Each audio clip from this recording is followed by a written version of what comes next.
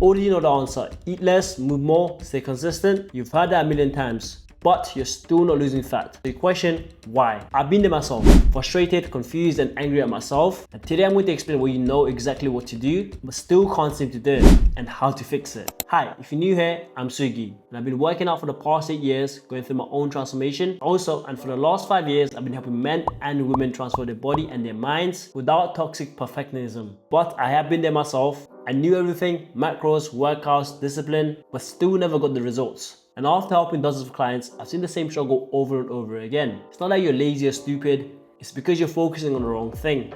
Let's break this down. Number 1, knowledge doesn't equal habits. Let me guess, you probably watched millions of videos about fat loss, you know how much to eat, when to work out, and know the golden rule, calorie deficit equals fat loss. But unless you implement it, it's impossible. It's like back in school, you know the answer, but you never raise your hand, so no one actually knows you know the answer. Knowledge is the blueprint, but action and habits are what's going to get you the results. When you put your knowledge into action, you're going to build habits. Habits makes the how automatic. There's no thinking and no overloading willpower. And the best thing to do is to start small, 1 to 2 habits at a time, which are going to be easy to follow. You don't need more knowledge, you just need to put it into action. And be patient. Which brings me to the second point, thinking too short term.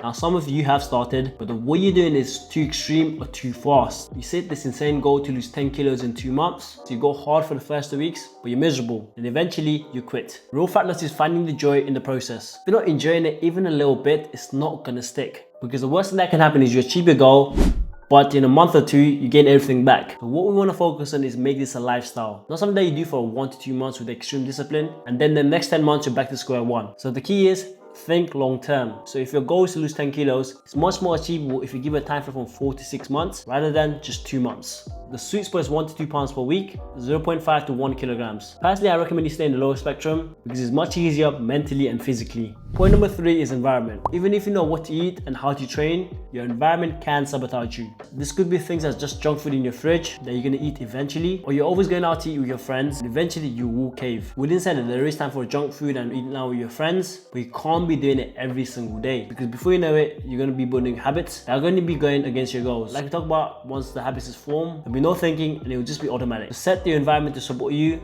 This can be making new friends in the gym who are fitter than you because they're going to motivate you to do better. And you can eat junk food, but don't keep it in your fridge. Whenever I eat junk food, it doesn't stay in my fridge. It's either finished on the day or I give it away. And sure, and you can obviously eat out, but just do this in the weekends. If you've seen my videos before, you know I love food. I only do this once a week or once every 2 weeks. So enjoy, but in moderation. And the last point of this video, and probably the most important, is your self-image. This one is very sneaky. If your self-image that you always see as yourself as a fat guy, your action will always pull you back to that identity. A book that really explains it is Cybernetics. And yes, losing weight can improve your confidence, but you can't wait for weight loss to feel good about yourself. You gotta be happy wherever you are. But of course, we're human, so we can't be positive all the time. But 80% of the time, let's have a positive self-image. And whenever you think negative things about yourself, catch yourself, take a break, and start thinking positive things about yourself. Guys, this is very important, not just for fat loss, but just in life. So practice self-compassion and build a positive image of yourself who takes care of the body and is happy before the fat even comes off.